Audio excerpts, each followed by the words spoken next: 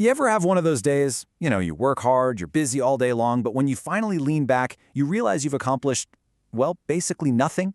We're all trying to protect our most valuable stuff, our time and our money. But what if the biggest threats to them aren't what we think they are? What if they're hiding in plain sight? Let's get into it. So, check out this quote. It's from a successful entrepreneur, and it really sets the stage perfectly. Imagine that. You have this huge win, and suddenly the problem isn't making more money, it's how to keep the money you have. And what he discovered about protecting his fortune, well, it turns out it applies to every single one of us, whether we're managing millions of dollars or just the hours in our day. Okay, so his first move was to study how people go from rich to poor. Not because he wanted to, obviously. He wanted to learn where all the traps were so he could steer clear of them. And what he found was pretty shocking. It completely flipped the script on how most of us think fortunes actually disappear. To figure this out, he started digging into how wealthy people really lost their money, in the real world, not just in some movie. And what he uncovered debunks a myth we've all heard a million times. So let me just ask you, when you picture someone blowing a fortune, what do you see?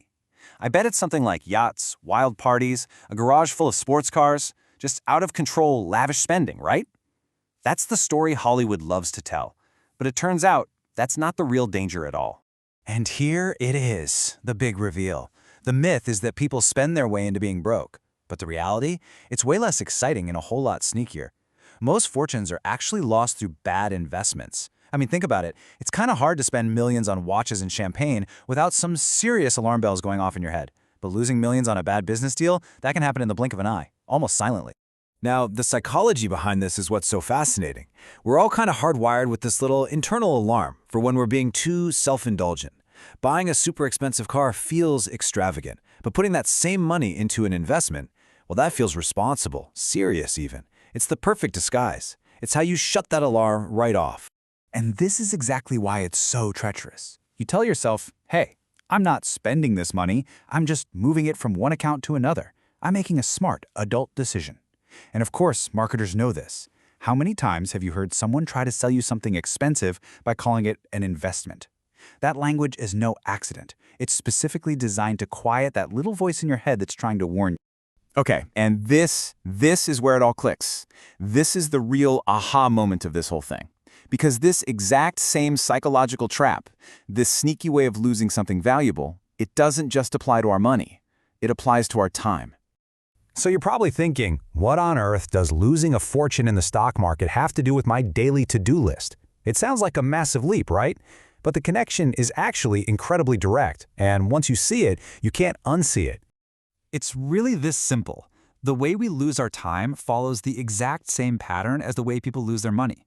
The most dangerous time wasters are subtle, they feel productive, and they completely bypass our natural alarms. And that brings us to this absolutely brilliant concept, counterfeit productivity. It's the time equivalent of a bad investment. It looks like work, it feels like work, but it produces absolutely zero real results. So let's just define it right here.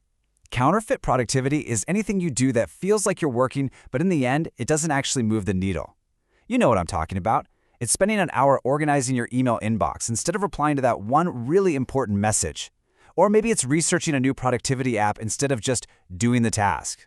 Or, my personal favorite, attending a meeting to plan for another meeting. Here's the best way to think about it. If you spent your entire workday just watching TV, you'd feel pretty bad about it, right? Your internal self-indulgence alarm would be screaming at you. But we've all had those other days. The ones where you sit at your desk for 8 solid hours, you're clicking around, you're answering little emails, you're busy, and at the end of the day, you've got nothing important done. You feel kind of bad, sure, but not nearly as guilty as if you'd just been relaxing. And that is the trap. And here's why this fake work is so darn deceptive. It checks all the boxes of real work. You're at your desk, right? You're not having fun. In fact, it's probably pretty boring.